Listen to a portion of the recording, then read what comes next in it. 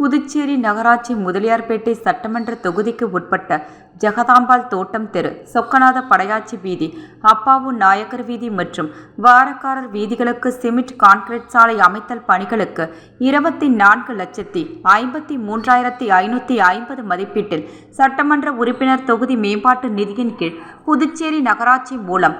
வியாழக்கிழமை காலை 9:30 மணியளவில் திரு சம்பத் எம்எல்ஏ அவர்கள் பூமி பூஜை செய்து பணியினை தொடக்கி வைத்தார். உடன் புதுச்சேரி நகராட்சி ஆணையர் திரு கந்தசாமி, செயற்பொறியாளர் சிவபாலன், உதவி பொறியாளர் வெங்கடாச்சலபதி, இளநிலை பொறியாளர் ரமேஷ் மற்றும் ஊர் பொதுமக்கள் திரளாக கலந்து கொண்டனர்.